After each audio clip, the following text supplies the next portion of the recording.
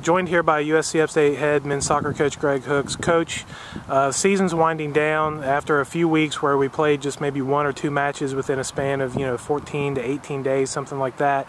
We now have 3 matches in the span of 7 days to end the season.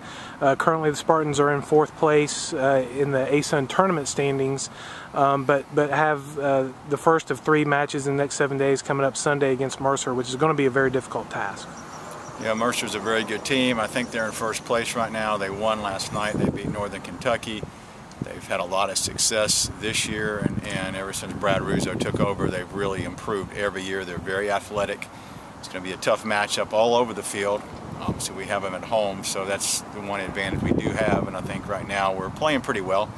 So things go our way. Hopefully we can get a win. The week itself is going to be difficult because we play on Sunday, travel on Tuesday all the way to Northern Kentucky, play on Wednesday, travel back on Thursday, basically recover on Friday and play on Saturday. So that's going to be probably the most difficult part of the whole aspect, is to play, we played whatever games we've played to this point over a several week period, and now we're playing 3 games within 1 week, with one of them being our 2nd longest road trip in the conference. So it's, the players are young, so I think they'll recover from it. Luckily, I don't have to go out there and play after the trip, but they can recover physically, and it's good. It'll be a good learning experience for them. So I think we'll be okay.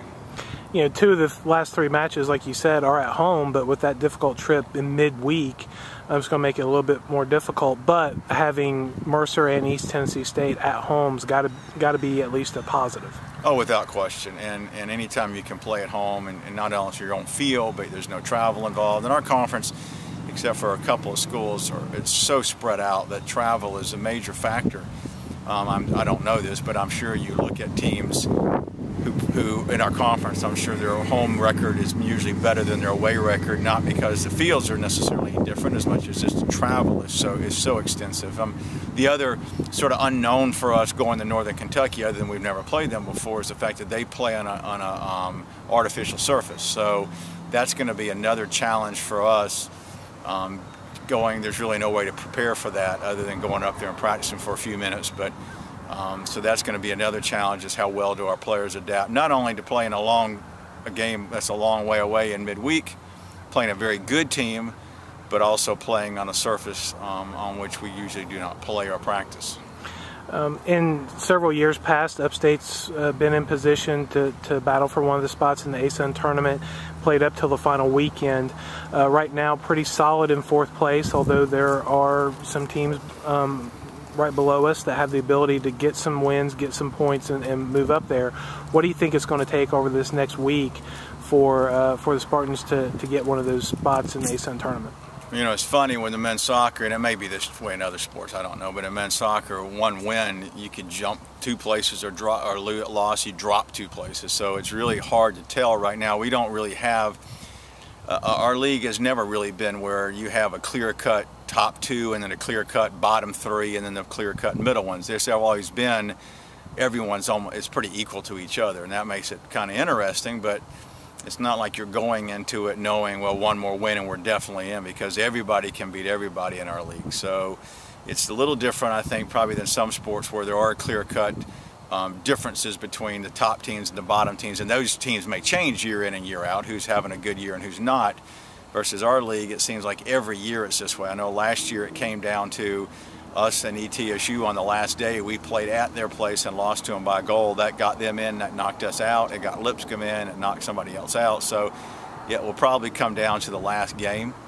And as I told our guys, if you win, you can control the games in which you're playing. You can't control the games that you don't have any involvement in. So winning games, which is like Mercer's done, winning games solves a lot of problems. So all we can really do is worry about the games we play in, instead of having to hope this team beats that team. We don't want to be in that position where you're hoping for one team or hoping against another team.